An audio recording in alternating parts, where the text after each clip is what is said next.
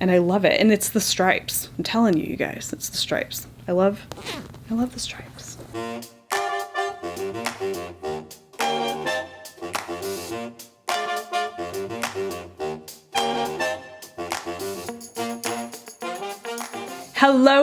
Hello, and welcome to the Wool Needles Hands Knitting Podcast.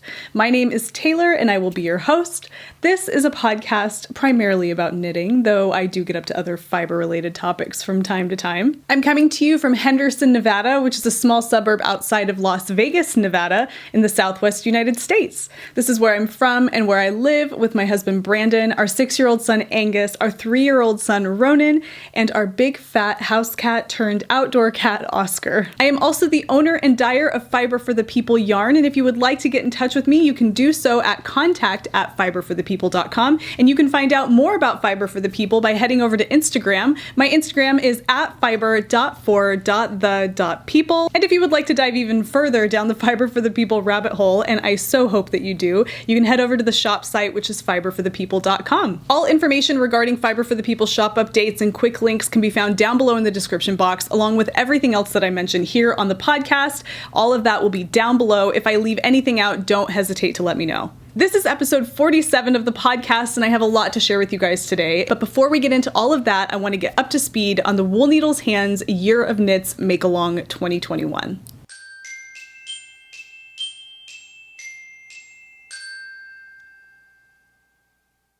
There is a Ravelry group associated with the podcast, and you can find that by heading over to Ravelry and searching the groups tab, Wool Needles Hands, a knitting podcast.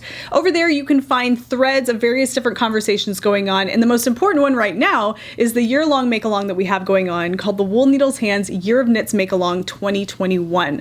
What we are doing here is knitting all throughout the year, or crocheting, or weaving, whatever your fiber craft is, and there's a long list of categories to choose from for your projects. Whips are completely welcome. Double dipping in other podcast knit-alongs or make-alongs from anywhere really is completely welcome. In addition to participating over on Ravelry, I like to go through your finished objects and share some of the finished objects from the finished object thread right here on the podcast episode. So without further ado, let's look at some of the recent finished objects to come out of the Wool Needles Hands Year of Knits Make-Along 2021 FO thread.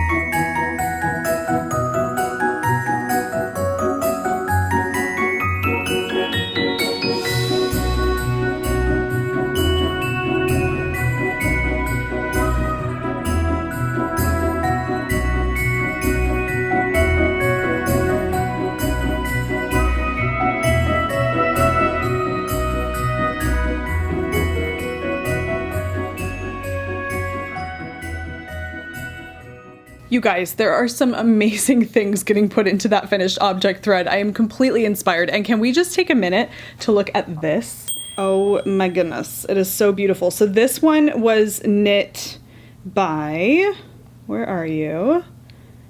Diana from San Jose, California. That is gorgeous. I have never seen that pattern before. You guys need to go over to the finished object thread and check it out for yourself, because I'm not going to be able to show you here. I'll pop things up on the screen from time to time. I included that in the little montage, but I needed to take a second look because that is so beautiful. So you guys definitely get involved in the make-along. It's super flexible, super relaxed, super easy. You can jump in and out whenever you want. It doesn't matter. But head over there now, get involved. If you have some languishing whips that you definitely need to get finished, or you're going to frog them and try something else, it doesn't matter. Just get involved. It's a lot of fun, and I would love to share your finished object here on the podcast.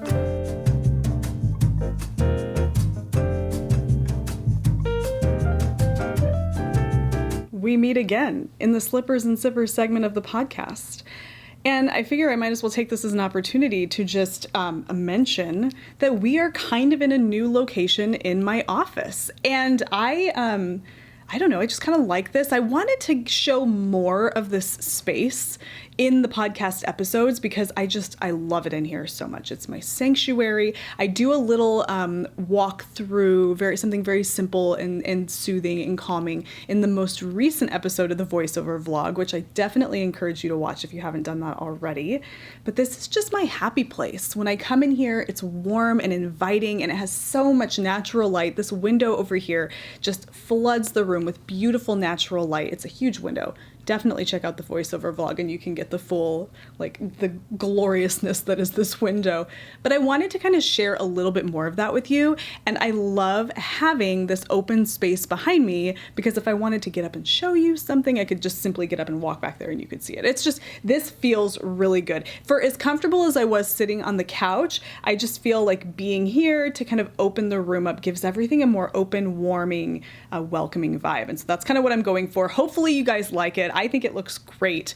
So yeah, might as well just address that because I'm kind of excited about it. So welcome to my office. Okay, you guys, this is the Slippers and Sippers segment. I have something that I'm drinking. This is, wow, that doesn't do anything for me.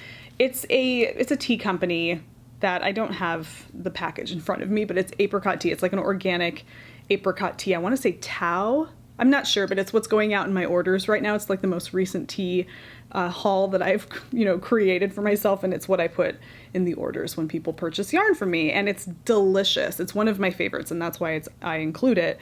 It's very fresh and perfect for spring. Yeah, so that's what I'm having right now in my, why am I drawing a blank? GM PDX teacup coffee mug, which I love. It's got like all the little driplets of paint all over it. In terms of the slippers portion of the podcast, I have a pair of socks that I have finished. So I shared these with you on the last episode. They're my stripy socks and I'm finished with them. So I'm going to just hold a foot up because in, Fiber for the People presents Wool Needles Hands podcast fashion, that's just what I do. But I'm going to go ahead and take these off so I can show them to you. I have not blocked these yet, but I mean, they're on my feet right now, so I feel like the warmth of my feet do that job. So these are my stripy socks. Maybe, you know what, maybe I will put them on a blocker. At least this one. Just pardon me. And we're back. See, I can just walk behind my chair. Okay, so we are back. Now I am going to put these on my cut glue make do sock blockers. I will link to this company down below in the description box, but it'll just be an easier way for me to share my stripy socks with you. Now, while I'm doing this, I will tell you that these are a pair of vanilla socks. It's kind of my own vanilla sock recipe. However, because I am completely inspired by Petite Knit's Everyday Socks, that is the pattern that I will direct you to if you don't have your own personal vanilla sock recipe, because essentially what I'm doing here seems identical to what she did. Most of that coming from the striping kind of motif that I chose to go with here. I pretty much copied what she did in one of her images or one of her pictures of the pattern. I looked at what she did with her stripes and it's kind of what I went for here. So this is my own personal recipe that I use whenever I knit my vanilla socks. So if you want your own pattern to go off of to knit something similar, Petite Knit Everyday Socks, that's where you're going to want to go. Okay, so I'm going to hold up one. So this is my vanilla sock, my stripy vanilla sock. The color of the yarn is a little bit blown out here because of my lights. But if you would like to see these, definitely go back and check out the previous voiceover vlogs. There's a lot more natural light involved in those. Obviously, I don't need studio lights for that. But these are my stripy socks, and you guys, I love them. I really do. They look so cute. A few things about stripy socks. I'm going to go ahead and pull these down just so I can chat with you about them. A few things about stripy socks that I love is that if you want to have your socks be identical and meaning like in length, essentially in their fit, in length, whatnot, having stripes is a really great way to kind of do that. It gives you a roadmap of how many more rows to go to get identical socks. And that's I love that. So when I was knitting, so I knit the first one, as I please, just knit the stripe motif the way I thought would look nice. And then when I knit the second sock, I just created a copy of the first one, like row for row, counting the rows between each of the stripes. So you already have like a roadmap and your next sock is going to be identical. You don't have to worry about measurements or anything like that. You're counting your rows as you go, which is kind of comforting. And I feel like you could swap out the yarn colors, which I actually did, and I'm going to show you in just a second. And you could just have this be your vanilla stripy sock recipe, and you'll eventually kind of memorize how many rows each stripe consists of, and then how many rows in between each stripe. It's kind of a win-win situation. I also did a short row heel here. So this is not like a fish lips kiss heel.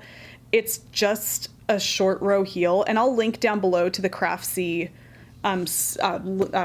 tutorial that I used to create this short row heel. I'm not in love with it, but I definitely thought that it was a little bit more kind of move things along than a heel flap and gusset, which I've typically done in the past. I don't really love heel flap and gusset. I like the way it fits, but I don't really like doing a heel flap and gusset. The whole, knitting the flap and then picking up the stitches and then working your way around and adding decreases. There's just a lot going on, and it's not like it's super difficult. It's pretty simple, but doing a short row heel, you kind of just feel like you're getting it done. Like it's just getting done. You just do your short rows, no picking up stitches, no decreases, nothing like that. And then, you're done and you move on. So that's kind of why I love this, but I don't love the way it looks. And so I think on my next pair of socks, I'm going to look into that fish lips kiss heel, which I've done before and I just don't really remember it. So I have to go back and check the pattern. It's a pay for pattern on Ravelry. I can link to that down below. But that's probably what I'm going to do in the next sock because I wasn't in love with this. But that's how I did my heel there. And then my toe is just a basic, toe with a Kitchener stitch closure, and that's that. And I love it. So I knit these using Fiber for the People yarn in the 100% New Zealand Polwarth superwash Polwarth sock yarn, and I love it. It's a beautifully it feels very rustic. It definitely has a little bit of a grabbiness to it. It feels nice and sturdy, and it's excellent for socks. It is superwash, so you do have that washability if that's what your preference is.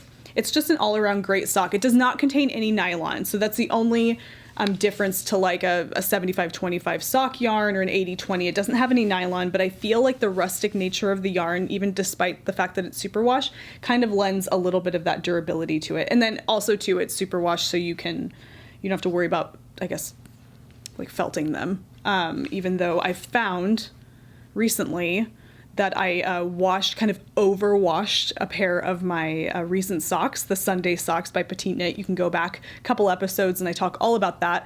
I kind of intentionally overwashed them to have them felt just a little bit. They are superwash, but they still fuzzed up a little bit, and I kind of love that. So I almost think I might do that with these as well. We shall see. But I love these. I'm going to set these over here and put them back on in just a moment. But I wanted to show you I casted on more of these because I want to continue swapping out the yarn until I use all of it, which makes me realize that I should mention what colors I'm using here. So these are the 3 colors that I'm using in my socks. So this bottom color here is the color Yucca. It's a new color coming to the shop. This is a regular colorway that I've offered for a while called Jasper. It's a variegated speckled colorway. And then this is another signature solid up here, and this is called Amphora. Just kind of a very beautiful rosy neutral. Let's get a little close so you can see kind of what we got here. So that is Jasper. Really beautiful colors going on in there. And then the Yucca colorway is a really pretty earthy green color.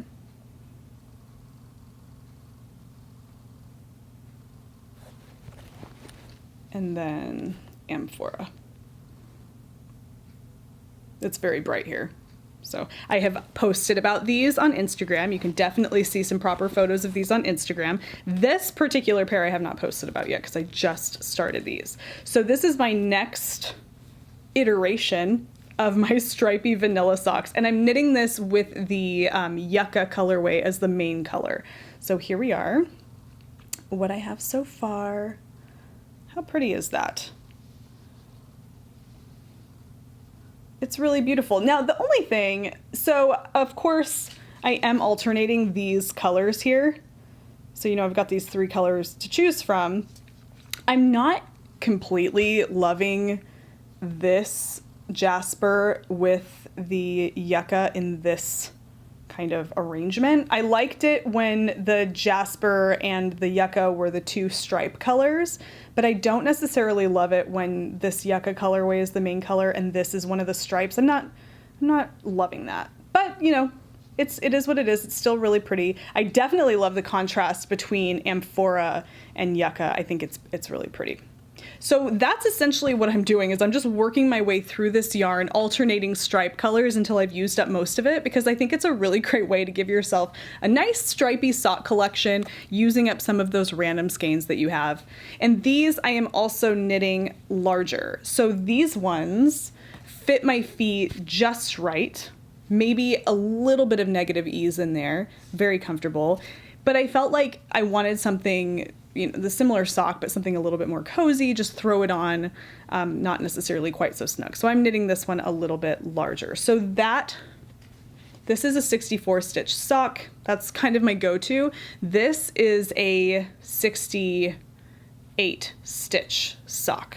So it's only 4 stitches larger, but I think it's gonna be nice and cozy. So I'm loving that. So this I just started, and I'm already like flying through this. Like literally I just casted this on like yesterday morning, and we're just flying through it, and I love it. And it's the stripes. I'm telling you, you guys, it's the stripes. I love the stripes. I highly encourage you, if your sock mojo is kind of taking a back seat right now, head over to this particular pattern by Petite Knit. Well, not this pattern, but the pattern by Petite Knit that is very similar to this. Check it out. It might be for you. Or if you would like to develop your own vanilla sock recipe, I encourage you to check out, I think it's called Socks 101 on the knitty.com website. It's an article by Kate Atherley, and it talks about kind of just essentially that, developing your own vanilla sock recipe. I'll link to it down below for you, but I definitely encourage you to check it out. And then you have your own recipe for your own vanilla socks that you can just start whipping out, you know, as you please.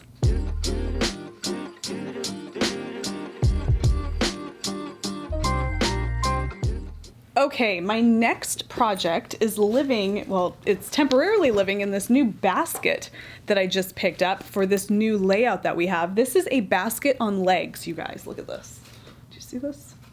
Look at that. It's on legs. It's fantastic. It's perfect for this. Big Brown is my big leather bucket bag, is out by my chair in my knitting corner, holding a few other things, but I figured this is a really good replacement for our little setup here. It's just kind of like my temporary work in progress hotel. And so within that new basket on legs is a project bag that I just picked up because Joy in the Stitches, Trisha Wattenberger, who is a project bag temptress, posted this on Instagram. And hello, adorable cats. Look at these cats. What are they even getting up to? It's just so cute. Anyways, I saw this and I could not resist because I am a sucker for Trisha's bags, and this one is beautiful, and it has a really fun lining on the inside. And the best way for me to show you the lining on the inside is to show you this cute little pouch that she sent with it, and it has this really cute lining, and you can see the little cats peeking out. Love that. I wonder what the lining is of this one. You guys, it's like a project bag nesting doll situation. Look at that. So cute. Anyway, within this adorable project bag is a new cast on. Okay, I have to mention my tulip jumper by Melody Hoffman, because I was talking all about that in the last episode. You know what I should do is set this to the side for just a moment. In not the most recent voiceover vlog, but the second to the most recent. It was just a very short 3.5 minute vlog episode where I took you with me on a solo photo shoot of my finished object, the tulip jumper. I really encourage you to check that out because that's kind of where I do the modeling of this finished object. I would be wearing it today, but honestly, it is a very warm spring day. The air conditioner is on right now. It's, I think, like 85 degrees out that side of our house, and it's all coming in through that giant window. So it's very warm. So I didn't want to wear this through the duration of the podcast episode, but I will show it to you. And I think I'm actually going to stand up and throw it on just to give you a quick look. Okay, so here we are trying this out for the first time in terms of the studio space. Now I'm throwing this on over a shirt, which is really not the best thing to be wearing underneath this, but we're doing our best. We're doing our best. Again, you're definitely gonna want to check out the voiceover vlog. This is not ideal in terms of how I would model a sweater for you, but I mean, it's what we have for right now. Okay, so here we are. Here we are, you guys, and how cute is it with these pants?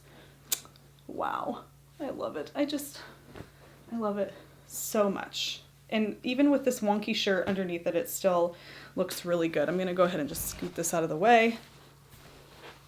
Get in here so you can see this. Like, how much fun is this tulip hemline? You guys, I have so many good things to say about this. The only thing I will say, because I believe in transparency, is that this is very rustic. I will only wear this comfortably on cold days, unless I'm wearing a long sleeve, slim fitting t-shirt underneath it, because there is a little bit of a scratchiness to the yarn, and I'm not terribly sensitive. I like a woolly yarn, I really do. And also too, having the mohair paired with this kind of helps to tone that down a little bit. But yeah, it's very rustic. So if you want to try something new, if you want to try a more rustic yarn, this is definitely a place to go. It's a beautiful yarn, but just keep in mind that it may or may not be next to skin. Possibly, purchase a skein, see how you feel before purchasing a sweater quantity. There's always a way that you can use one skein, but if you purchase a whole sweater quantity and it's just too rustic for you, that might be a disappointment. So definitely think about that before. But the pattern, you guys, it can be knit with any beautiful yarn that catches, that makes gauge, and you'll love it. It's such a lovely process. It's a beautiful product. I really can't say enough good things about this pattern. I'm going to take this off because I'm already starting to heat up a lot. My next work in progress, casted onto this not even a week ago. Well, maybe a week ago. I don't even think it was a week ago, but it was not that long ago. And so when you see the progress I made, like, hello, look out. Okay, you guys, here we are. This is a modified Felix pullover. So the Felix pullover is by, are we serious right now? Amy Christophers is by Amy Christophers, who is at Savory Knitting on Instagram. It is a fabulous top-down, classic, boxy raglan, and I love it. Now, typically and I've knit it before, you can actually go back a few voiceover vlogs and I give it a fresh blocking. So if you want to see it there, head back to the voiceover vlog entitled Blocking My Felix Sweater. In the pattern, she has this really pretty eyelet kind of motif that happens down the raglan seam. It's really lovely. I've knit 2 Felix pullovers to this day, or at this point.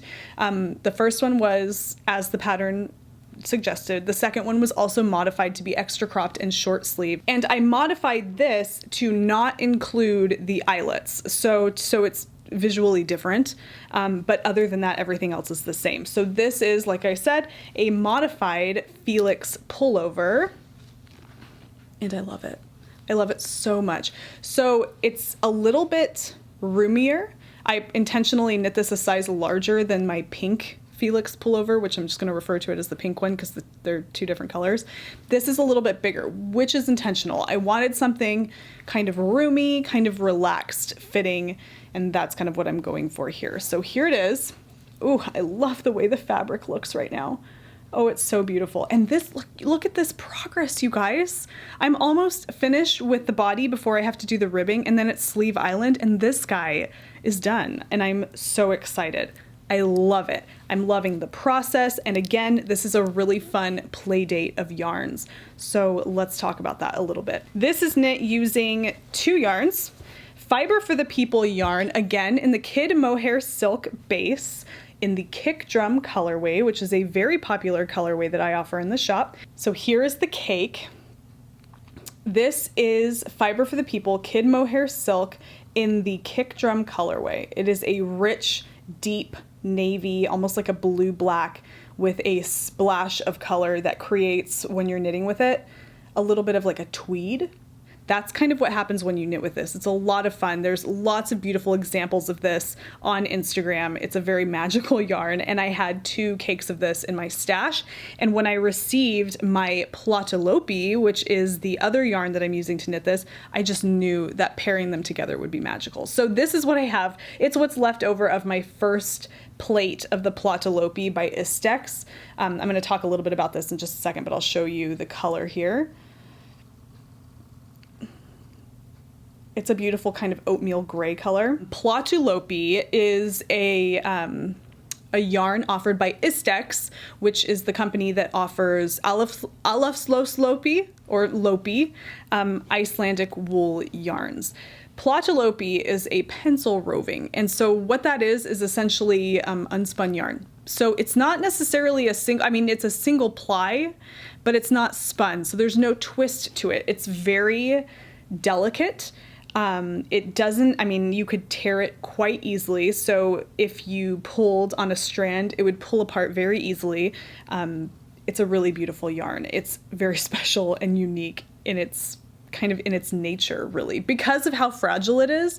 But then when you knit it, especially when you pair it with something else, it becomes very durable and very strong, and it's kind of beautiful. So that's what's going on here. This is, again, an unspun pencil roving Icelandic wool yarn. If you're familiar with Melody Hoffman in the Mandarins YouTube channel or Lerka of the Fiber Tales podcast, they both use Plötulopi and Nutiden. And Nutiden is the same thing. It's Scandinavian, but it's the same thing. It's a pencil roving yarn, and it comes in plates. And it comes, I think Nutiden comes in a lot more colors than Plötulopi does, but it's just a beautiful kind of alternative, something new, something, it's definitely rustic. It's not quite as rustic as the Tinda by Hillesvåg, but it's definitely a rustic yarn. And I mean, it's hairy. So it contains the outer coat of the sheep's fleece. So it's not just the undercoat that's being used in the production of the yarn. It also contains some of the outer kind of hairy part of the fleece. And you can see that in the fabric. So I'm just going to hold this up so you can kind of see a little bit of what I might be talking about there. Let's see. Yeah, so you can definitely see it almost has like a mohair quality to it. And again, I'm using mohair to knit this, but what you're seeing there, those long hairs that you're seeing, are actually part of the Icelandic wool. It's just part of that outer coat of the fleece. It gives it that hairy quality.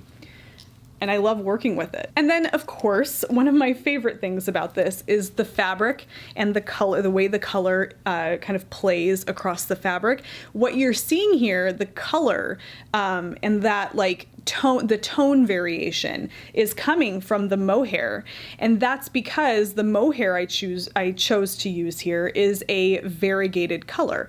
I have a whole video, and I talk a lot about this, about choosing a mohair, when you're doing a mohair pairing, choosing a variegated mohair to go over the top of a solid base color, as opposed to choosing a solid mohair to place over the top of a variegated base color, because of the magical effect of the former that I mentioned. Definitely check out that video. It is very illuminating, as I have been told, and I also agree. I feel that the whole process of this discovery of mohair pairings was very illuminating for me as well. I'll link to the video up here, but you can also find a link to it down below in the description box. And this is a really good example of how magical that can be. So another quick look at the fabric that is being created here. It's beautifully neutral, but it has fun pops of color that keep it visually interesting, but it doesn't detract from the neutrality of it. again, you can continue to wear this with anything and it would look fabulous. And that's my aim with this sweater. I'm a little concerned as I kind of hold the fabric up and I put it up to my body. I definitely think that it's going to be gently blocked, maybe even steam blocked. I don't know if I'm going to wet block this because I don't want it to lose its shape. I don't think that, I think that pairing the Plötulopi with the mohair is smart or any kind of lace yarn, making sure that you pair it with something is probably a really great way to ensure that it doesn't lose its shape. But still, I think that the size that I'm knitting this in, I don't want to, make it too much bigger than it already is. So I think it's just going to be gently blocked. But yeah, very excited about that. I also wanted to, because of this project, because of my tulip jumper, I thought that maybe I would add a category to our Wool Needles Hands Year of Makes Knit Along, the category of playdate projects, yarn playdate projects, where you're using a yarn that you're familiar with, something you've used time and time again with something completely new to you. For example, this Plötulopi is completely new to me. The Tinda was very new to me, but I'm pairing it with something that's very familiar to me, like my my kid mohair silk yarn. So I think that would be kind of fun. And whatever that means to you, however that, translates, to your project or comes across in your work, that whatever, but coming up with some way of using two yarns together, one you're familiar with and one that's new to you. And that crosses over any craft, whether you're weaving with something new and something familiar, crocheting with something new and adding a border of something, I don't know, however you want to make that work for you. I want to offer that as one of the options for the make along. And I guess if that's what we're going to do, if I'm going to add that as a category, then this is my yarn playdate make-along submission, even though I'm not submitting anything. I can't win a prize, but I can at least participate. So I don't know, consider that. Let me know what you guys think. Have you knit something recently using a yarn that is new to you? Number one, let me know down in the comments, what is the yarn? Because I would love to know what you guys have used. The only way or reason that I know about these yarns is from other people suggesting them.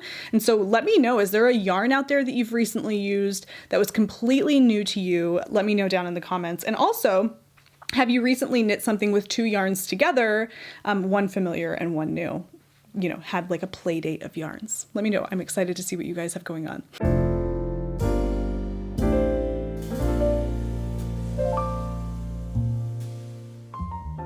Well, guys, that's all the time I have for today. Thank you so much for taking the time to spend this time with me here as I chat about the things that I'm working on. And thank you so much for participating down in the comment section below and taking part in the conversations that pop up here on the episodes of the podcast. That means so much to me. Don't forget to check out the most recent uploads of the voiceover vlog and keep your eyes out here on the Fiber for the People Presents YouTube channel every Wednesday for new voiceover vlog uploads and every other Sunday for new episodes of the podcast. Until episode 48 of the podcast in 2 weeks. Happy knitting, happy whatever it is that you're doing, and I will see you soon. Bye!